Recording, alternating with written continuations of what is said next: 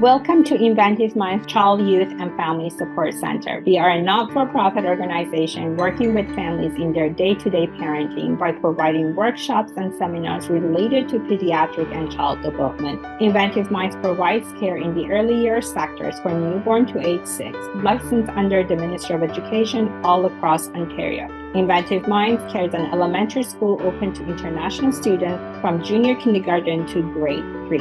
The Inventive Minds Family Center helps families in mediation, arbitration, and parent coordination cases related to family separation and divorce. We support families during and past separation and divorce. Inventive Minds works with court orders to conduct child voice report and parenting courses related to CAS, court, and mediation purposes. To learn more about our services, reach us at inventivekids.com. My name is Rose, the founder of Inventive Minds Family Center. Today in our discussion, we will look into early development of emotional intelligence of early years using neural research and more understanding of executive functioning of the brain to enlighten you with needed information to support you in your parenting journey. We're going to talk about a brief understanding of emotional intelligence, cognitive development when it comes to early years and early development, and how they're all being formed with the environment and what we need to do as parents to create a safe attachment environment to make sure that the emotional intelligence of the children, their cognitive abilities, are being nurtured and loved. So when you talk about development and their stages, there's actually 4 stages of emotional development. Stage 1 is trust versus mistrust, which is normally built from birth to 18 months. Stage 2 is called autonomy versus shame and doubt, which is really toddler years, but from 18 months to 3 years of age. Stage 3 is initiative versus guilt, which is more of the preschool years from 3 to 5 years. Stage 4 is industry versus inferiority. That would be the youth stage from 6 to 11. Today, our focus will be more on stage 1 and stage 2, where we're going to talk about how is trust built, how is the mistrust built, how we can build autonomy, resilience versus shame and doubt in our children. Because those are how you're forming the brain. Your emotional attachment in the environment can affect every aspect of your development into early youth, adolescence, and even in an adult when you even want to form relationship with a coworker or with a partner in your life. That's how early years are so important. There's a lot of research now when it comes to understanding different types of attachment and how our attachment can affect our children's emotional well-being. The most important part to understand is when we talk about stage 1, which is trust versus mistrust, the primary caregiver of the child becomes to be the most important part of the child's life. Through them, build a sense of secure attachment, and you want to be able to meet your child's need. From ages of 6 months old, children are actually forming feelings, and they're gaining cognitive and memory capacities in understanding emotion based on context. Emotion begins to emerge dynamically as the infant begin to have more direct role in their emotions by exchanging with their caregivers. If you're smiling, they're smiling back with you. With different sounds they make, they're making connections with you.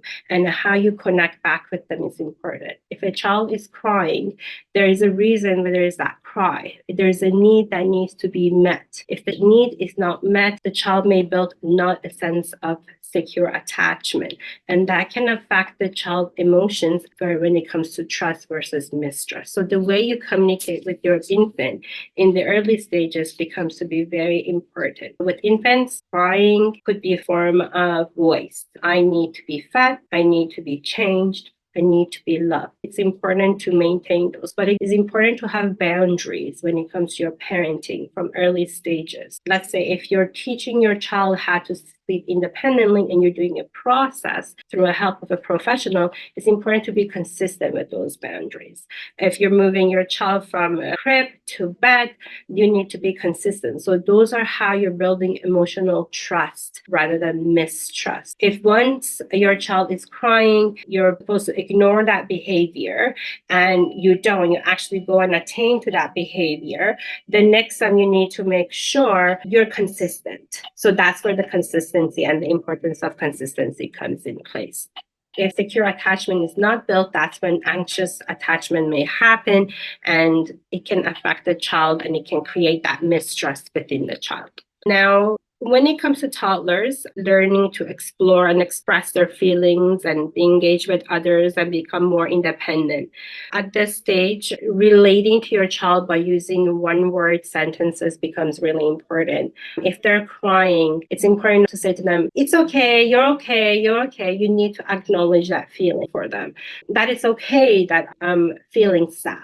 Feelings like sadness, happy, angry, excitement, those are feelings that in toddlerhood around 14 to 29 months old is they're really being built, and it's important to label them and express them. If they have fallen, they're hurt. That could make them feel sad, make them feel anxious. So you want to label that feeling for them to recognize it's okay that I felt this way. Those are the ways that you're building sense of secure attachment and you're labeling feelings. A lot of times in our society and in culture, we tend to avoid concept of children feeling, concept of children emotions. This is how children grow to have anxious attachment or insecure attachment. And we tend to brush off the feeling they might have. And what happens is, as a child is forming and they're growing, they might be going through some form of trauma. Trauma can be even a change from parents separating. Those feelings are important to be acknowledged at the time and to be worked with the child at the same time, because if it's not,